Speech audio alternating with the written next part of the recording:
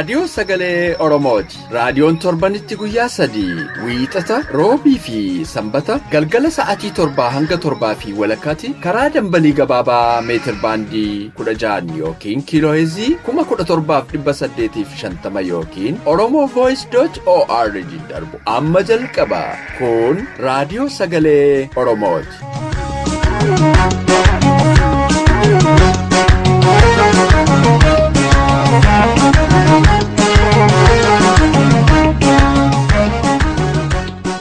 Akka mul'atan dhaggeeffattoota keenya kabajamoo kun qophii keenya sanbata raadiyoo sagalee Oromoo irraa kan isiniif darbu qophiilee keenya beeksisuun kan isin waliin turaan walii gammeeti.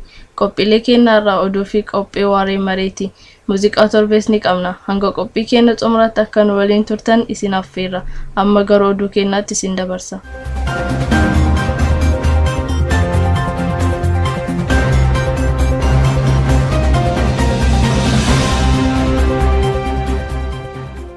Akka mul'atan oduu isaati kanaaf qabnu sin dhageessisa annabasaa Waaqaa jiraate.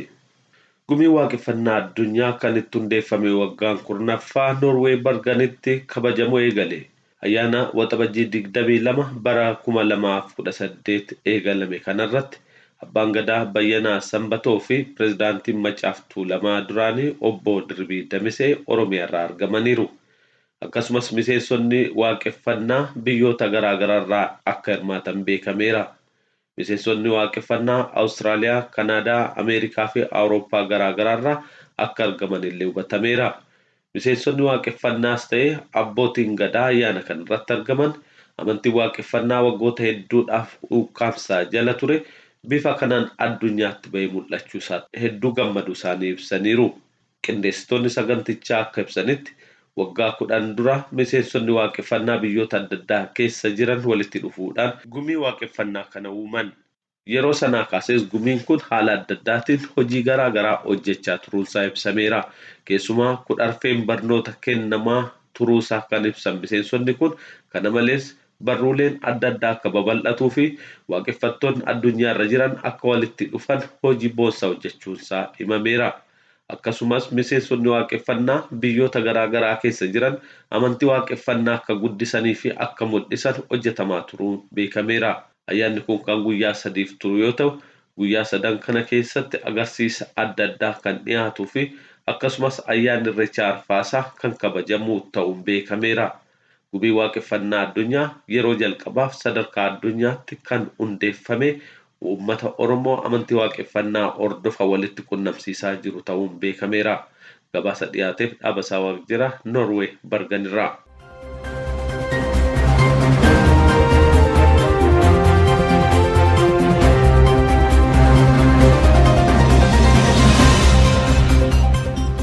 Amma immoo qophiin kan waalii torbeeti itti aansi sagantaa keenya dilee waaree maree dhiyaata. Amma gara muuziqaatti isin dabarsa.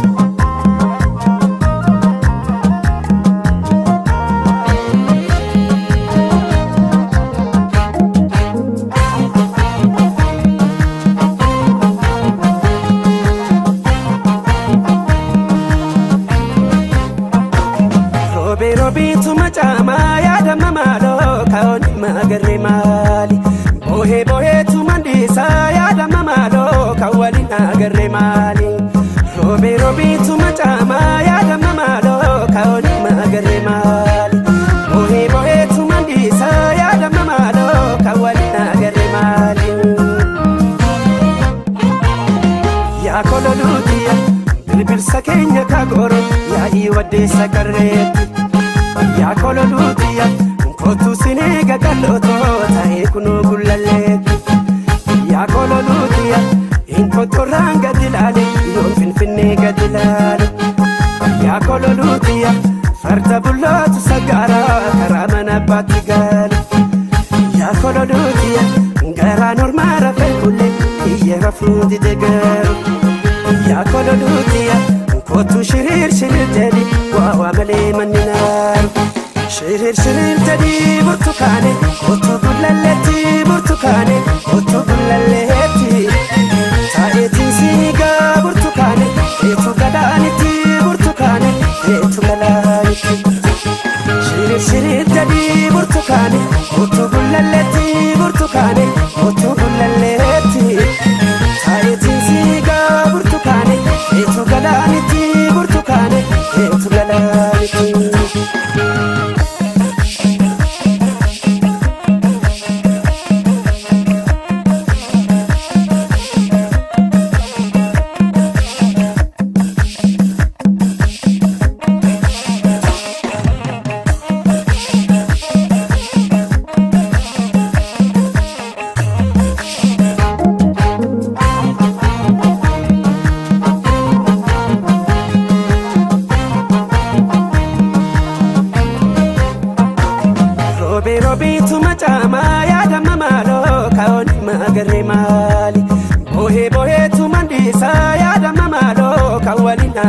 maali Robi robi tuma chama ya dama malo kaoni magare maali Bohe bohe tuma disa ya dama malo kawali nagare maali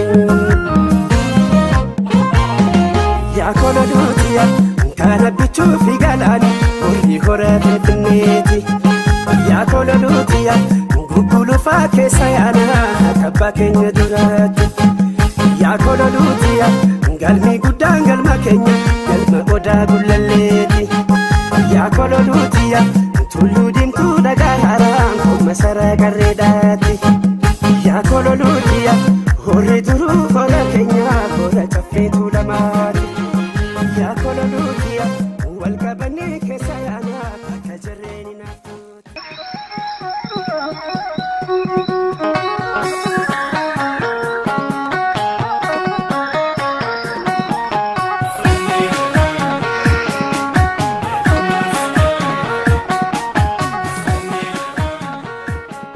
Kun qophii waarii mariiti. Qophiin kun torbanitti sanbata galgala yeroo kana dhiyaata. Kaayyoon qophii waarii marii aadaan wal marii, wal dhaggeeffannaa fi ilaafilaameen hawaasa Oromoo gidduutti dagaagee wal hubannaan akka jiraatu taasisuudha. Qophii waarii marii.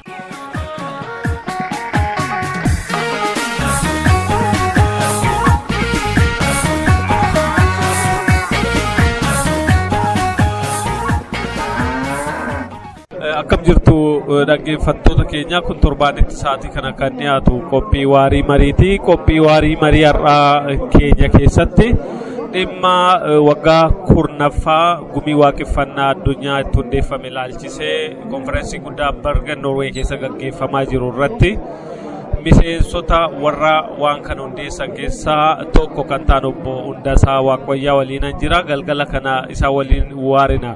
Obbo Hundasaa baga waggaa kurnaffaa ittiin sin ga'e. Hayyee biraaba sabaga waliin geenye nama waggaa kunan qilleensa irratti wal beeknu irra qaamaa wal arginee siinuu iddoo kanatti arguu koof hedduun galatoomu si galateeffadha. Inni lammataa immoo waaqeffannaadhuma kanayyuu hundeessuudhaaf warri sababa nuu ta'e warri yaada kana fide obbo Dhaabasaa fi obbo Gammachuu Fayyeeraa hunda caala yeroo kamuu kan yaadadhudha. Egaa baga waliin nu ga'een siin jedha. Amin dhugumatti dhaggeeffattoota keenya egaa nutis reediyoodhumaan wal qunnamna warra waggaa 10 reediyoo wal argaa turreen qaama wal argine hedduu namatti tola. Qophiin kun kan jalqabame waxabajii 22 kaleessa ture jimaata har'a waxabajii 23 guyyaa lammaffaati. Adeemsa guyyaa lamaan kana akkamitti ibsitu? Adeemsi guyyaa lamaa kun egaa dhugaadha nuuf seenaa guddaadha. Waaqeffattoota qilleensa irratti wal beekaa turre warra qaama wal hin beekne Kanadaa irraa, Ameerikaa irraa, Awurooppaa biyya adda addaa fi kunoo karaa fagoo Awustiraaliyaa irraa walitti dhufee namuu itti dabalee immoo warri miseensa hin taane illee dhufee asitti argamuun ayyaana kana immoo kan adda godhu Abbaa Gadaa Bayyanaa Sanbatoon Oromiyaa irraa dhufuun pireezidaantii Maccaatu Tuulamaa kan ta'e obbo Dirribii Damisee biyyarraa dhufuun hunduma caalaa kan ayyaana kana adda godhudha. Kanaaf egaa waggaa 10 keessatti bu'ii bahii keessa dabarree fi milkii fi hojii keessa dabarree hundumaa qabatamaa wal bira geenye waa'ee keenya waliif ibsuu fi addunyaaf ibsuuf illee isa jalqabaa waan ta'eef gammachuu addaatu natti dhaga'ama. Sagantaa addaa qophii addaa bareeda jedheen fudhan. Hedduu namatti tola dhugaadhumatti waan uummata bakka adda addaarraa keessa Oromiyaa fi Awurooppaa, Awustiraaliyaa sadarkaa adda addaatti Oromoo argaman hayyuu garaagaraa walitti fide kun hedduu nama boonsa. Mee waggaa 10 keessatti dhaloota wanti beektanuma jira garuu waaqeffannaa kana akkamitti ibsaa dhuftan yoo namni sin gaafate akkamitti ibsituuf? Egaa waa'ee waaqeffannaa kana dhugaa dubbachuudhaa fi akkatti ibsanillee hedduu waan nama dhibudha. Inni jalqabaa waaqeffannaanu maal isa jedhuuf gaaffii hedduu rakkisaa baramee falmisiisaa boodarra immoo nama hunda hubachiisuun qabsoo guddaadha ture. Waaqeffannaa dhumtuyyuu mataan isaanii akkana hubannaa kootti amantii qofa otoo hin taane eenyummaa keenya, seenaa keenya, duudhaa keenya, eenyummaa keenyatti walhidhataa waan ta'eef qabsoo dachaa goonu keessatti waaqeffannaan qabsoo Oromoon godhu keessaa isa tokko jechuudha. Kanaaf akka amantiitti qofa otoo hin taane kan ilaaluu qabu ani akka hubannaa kootti jechaadha maalummaa Oromoo kan ittiin ibsinu waaqaaf nama kan walitti fidu aadaa fi eenyummaa Oromoo kan alagaatti subsee kan Oromoo eenyummaa isaa barsiisu waan ta'eef amantoota jiran keessayyuu akka addaatti kan laalu jedheen fudhadhan. Namni gariin Oromoon amantii hin qabu jedha. Isin immoo waaqeffannaa qabna jettu. Warra amantii hin qabdan jedhuuf deebiin keessa maali? Egaa amantiin tarii warri baay'een waanuma barreeffamee lafa taa'eetu amantiidha jedhu.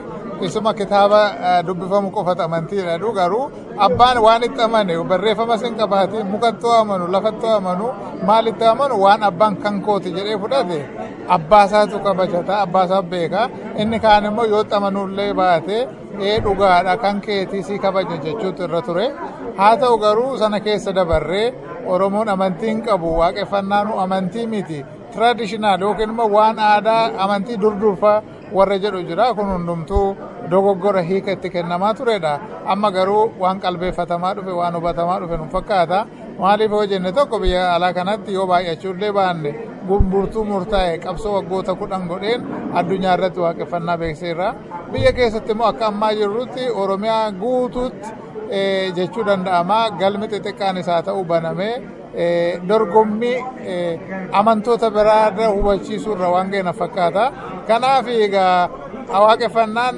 boolla awwaalameen keessaa ture har'a akka siidaa tokko odaa tokkotti mul'atu jalqabeera deemu. Hedduu baay'ee kan namatti tolu. Mee asirraa waggaa 10 duuba deebinee ilaalaa jirra.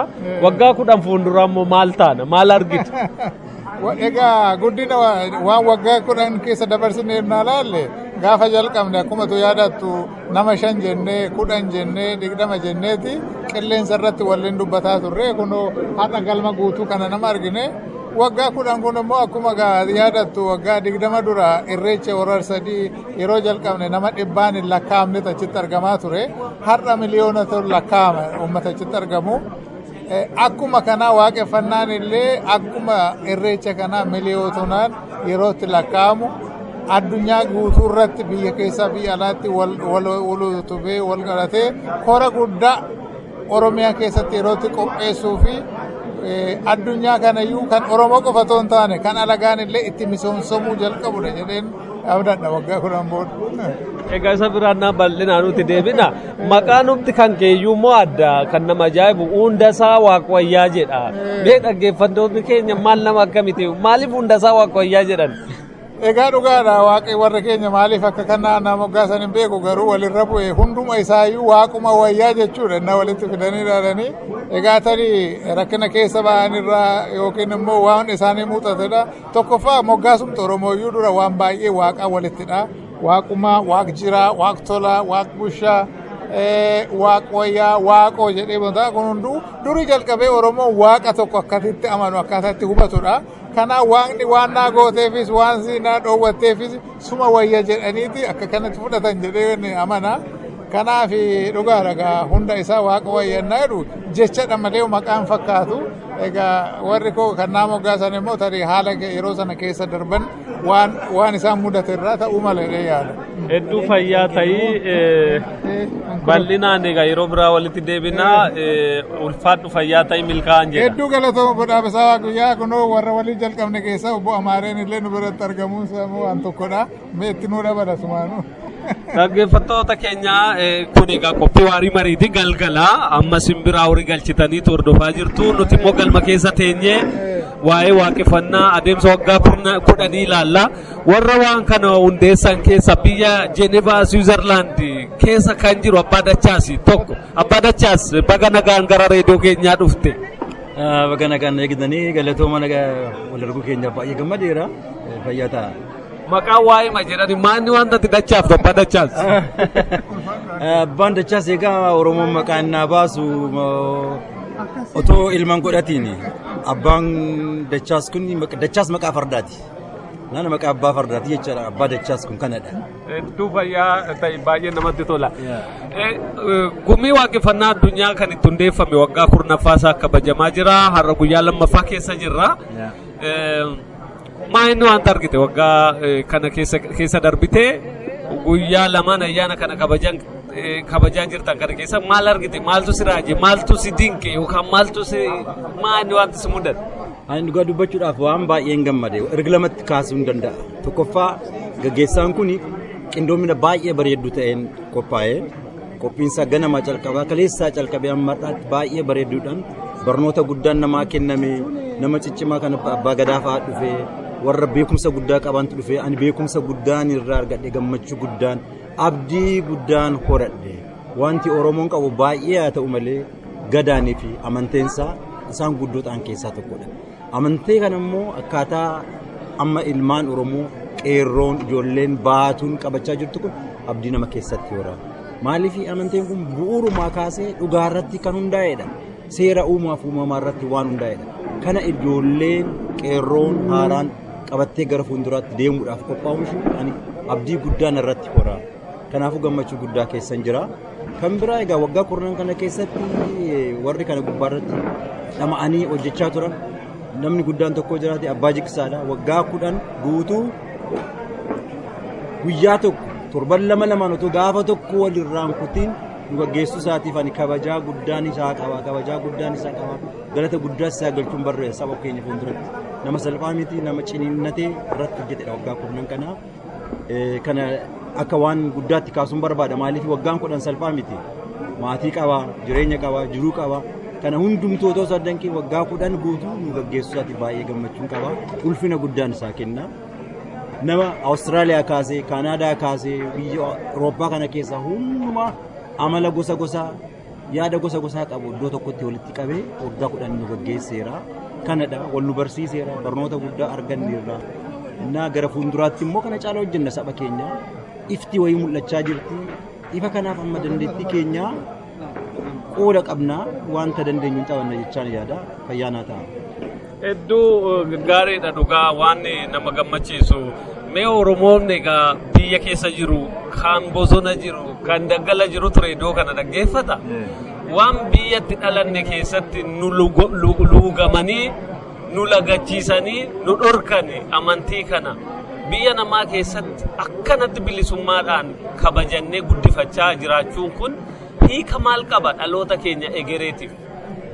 Kuni dhugaa dubbachuudhaaf maal kan agarsiisaa jiru biyya keenya keessatti waa'ee amantee waaqeffataa yaallee turre baay'ee waggaa 15 kana lama sadi taateellee wal ga'uu hin dandeessu turre ilmi namaa rakkateeti kan biyya isaatiif akka inni kaan lakkatee kan lagatti gale rakkoodha dhiibbaa mootummaan dhiibbaan bulchaan biyyattii sanaa kan nurra gaggeessaa ture kanaafuu na biyya alaannaa dhufne biyya ormaa keessatti bilisummaadhaan nagaan walgeenye amantee keenya duudhaa keenya beekumsa keenya walitti qabannee kanaammoo kan barsiifnu amanteen Oromoo kan barsiisu dhugaa nagaa kan barsiisu nagaa kan caale addunyaa kana hin jiru kanaafuu biyya alaa keessatti kana barsiisu keenya baay'ee gammachuu qabna yoo Waaqayyo jedhe yoo hundumtuu laale obbolaan koo Shillaga keessatti baraa keessatti ammoo wanallee makaraa argaa jirtu gara fuulduraatti Finfinneetti gallee Odaa keenya jalatti burqaa Finfinnee gubbaarratti gallee waa'ee waaqeffataa haasofne akka gaggeessuun abdii guddaan qaba qeerroon muratteetti kan dubatti nu deebisu hin jiru si'achi hundi keenya biyyatti galle akka namaatti ol jennee deemuudhaaf yeroon gaheeran jedha warra laga jiratanis jabaadhaa warri qeerroon jabaadhaa hundi keenya galmi keenya iddoo tokkodha nagaa biyyattii sanaa buusuudha nagaa saba Oromoodhaa buusuudha nagaa ollaa keenyaa buusuudha biyya bareedduu tokko biyya nagaa qabdu biyyi seerri irratti eegame tokko uumuudha. Kanaaf qeerroon waan guddaa hojjetteetti galata guddaa qabu warri caakkaa jirtan warri daggala keessa jirtan warri bosona jirtan warri biyya alaa jirtan galata guddaa qabdu yeroon geesseetti jabaadhaa wal dhaggeeffannaa tokko aataanu Oromummaa keenya gubbaarratti haa cimnu kana jechuun barbaada Oromummaadha kan tokko nu godhe kanarratti haa cimnu jabaadhaa jechuun barbaada. Ulfaadhu sila gaafin namaa hin dhumu. Warra adii kunoo sitti dhufanii maayini waaqeffannaan kunoo jedhani akkamitti ibsitaaf mee afaan Oromoon gabaabsiiti? Ani biyyan jiraadhu keessatti biyya Janavaa kan jiraadha. Waggaadhaan irreessa gaggeessina. Uffata aadaa Oromoo uffata abbaa gadaa alaabaa abbaa gadaa qabu uffadhee innaan bahu warri faranjootaa akka tuuristiitti na ilaalanii bardeen gaddaas bara kaanis footoo nafaana ka'aa turan. In ajaa'ibsiifatu in dinqisiifatu maali wanti kun jedhanii na gaafatan ittiin hime maaliin itti hime amanteedha jiruuf jireenya akka amanteetti fudhanna garuu jiruuf jireenya Oromoo keessatti nuti seera uumaa fi uumamaan gaggeeffamne ittiin jiraanna. Bineensa lagaa kaafne simbiraa jennee hundumaa kaafne ilma namaati akka nagaaf qixxummaadhaan kan jiraatu amanteedha jechuun danda'u jiruuf jireenyadha jennee ittiin deemna. Kana waggaa waggaadhaan goonaa tulluuttiin goonaa malkaattiin goonaa malkaatti wanta goonuufis immoo sababaa isaa ittiin hima tulluu gubbaarratti wanta goonu hin dinqisiifatu hin jaalatu yeroo baay'ee kan na gaafatan jiru maaloo amantee kana keessatti attamitti qooda fudhachuu dandeenya naan jedhanii. Kanaafuu ilmaan Oromoo addunyaan kun gaafa tokko waaqeffataa taati jabaadha jechuun barbaada. Fayyaa ta'e waan faayinaal gaaffii ishiidhuma waaqeffannaan kun namni akkasitti ijaaramee waan Oromoo achi keessatti hojjechuun maal fayyada bilisummaa Oromoofis haa ta'u nagaa Oromoofis haa ta'u Oromummaafis haa ta'u maal inni faayidaan inni qabu? Faayidaan inni qabu namni waan ofii hin beekne gara fuulduraatti garatti deemu waan ofii beekuun of ta'uun baay'ee barbaachisa. Kanaafuu of taanee amantee keenya duudhaa keenya kan warra abbaa keenya kana duudhaa keenya qabannee gara fuulduraatti deemuun tokkummaa keenyaaf barbaachisaadha.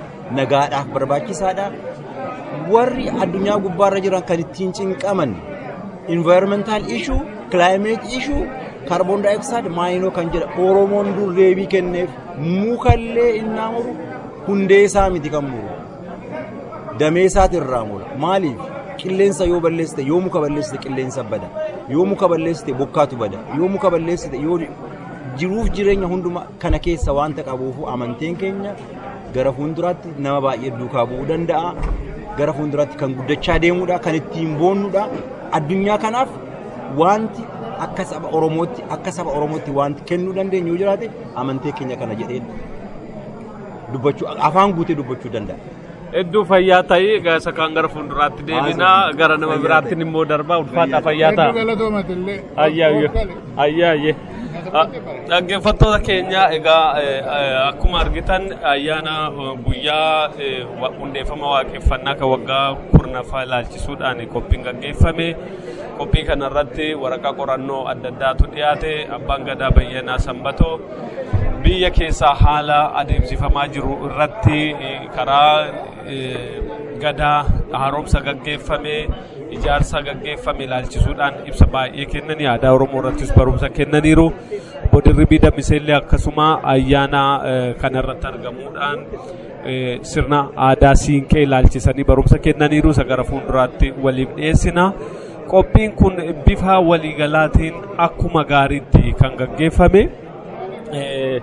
Namni addatti qophii kanarratti hirmaatan tokko yoo jiraatanii Qees Bantii Ujuluu jedhamu. Doktorri kun amantii kiristaanaa hordofu kana biraan waan waaqeffannaa wal qabsiisaniitu waraqaa kan dhiyeessanii galgala kana namni isin waliin akka waareessan barbaadu tokko isaanii daqiiqaa muraasan gaafadhaa. Isaanis hedduu haala rakkisaa keessa jiru. Reediyoo Sagalee Oromootu isin barbaada. Daqiiquma lamaan tokko baga ayyaana waggaa kurnaffaa hundeeffama gumii waaqeffannaa addunyaa irratti argamtan. Baay'ee galatoomaa isin gumiin waaqeffannaa addunyaadha. Carraa kana naa kennuu isaatiif baay'een galatooma isin galateeffadha. Yeroo obbo Dabbasaa Guyyoodhaa wajjin waggaa 8 dura dhufnee ayyaana kana hirmaafanne baay'ee na gargaare, baay'een bare, baay'een gammade. Oromoo kanaan ga'uu isaatiif Oromoo hunduma amantaa garaagaraa qabu walitti fiduu isaatiif hedduun gammade. Waaqni Oromoo isin haa eebbisu. Waaqni silaayyuu tokkichuma. Wanti isin hojjettan immoo of ta'aa jettanii of ta'uudhaaf immoo Waaqayyo nu haa gargaaru. Keessumaa ati dhaaba isaan immoo baay'ee hojjechuu keetiif kanarratti hedduun si galateeffadha. Kitaaba ati barreessite bu'uura waan ta'eef isa immoo kitaaba koo keessatti kootsi godheera. Warri bitatee dubbisuu danda'a. Hedduu baay'ee galatooma. Galgala kana oduu kana kallattiin Oromiyaa keessatti dhaggeeffata namni. Qophiin irratti darbu immoo qophii waarii marii jedhama.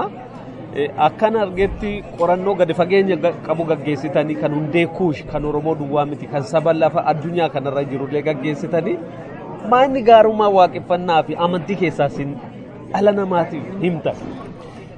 Agartee waaqeffannaan silumayyuu namaa fi nami gaaffii qaba. Gaaffii inni qabu biyyi lafaa attamitti uumamee anis namatti attamitti uumamee erga uumamee jiraate immoo eessa dhaqaa kan jedhu gaaffii kanarraa deebii deebisa. Isa kanaafitu waa'een amantii warri kush dura dursanii waa'ee amantiidhaa uumani. Amantii isaan uuman sana keessatti immoo kan si barbaachisu hafuura namaa kana qabbaneessu abdii kennuufiidha.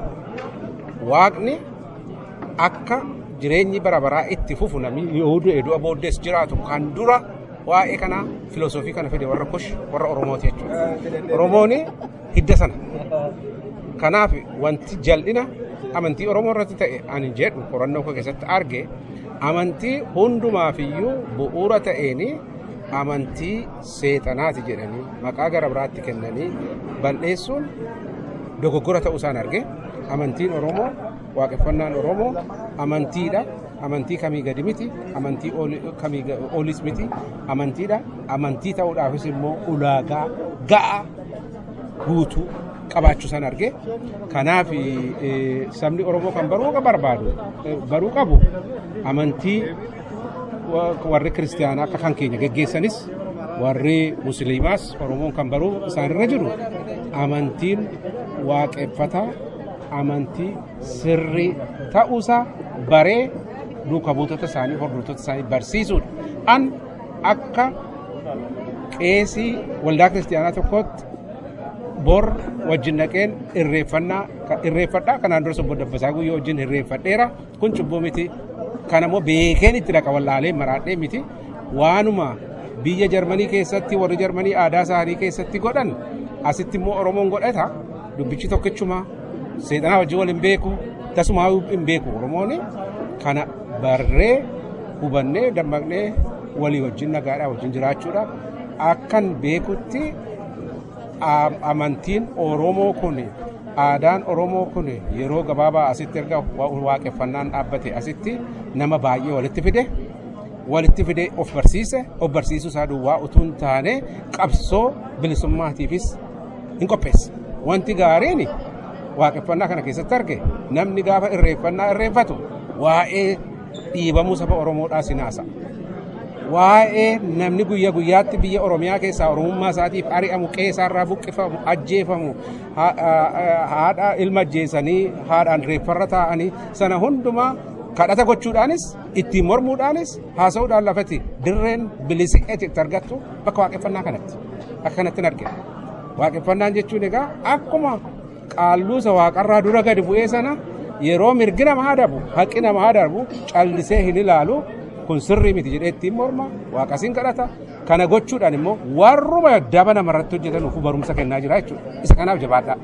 Hedduu fayyaa ta'a bal'ina isaa gara fuulduraatti walitti deebinaa ulfaadhaa of kalaa. Of kalaa isinis fayyaa ta'a. Ayyaayye. Egaa dhaggeeffattoota keenya qophiin keenya waarii marii har'aa asumaan xumuraa gara fuulduraatti bal'inaan haala jiru isinii gabaasna. Waan hagammaan waliin turtaniif ulfaadhaa fayyaa ta'aa jedha.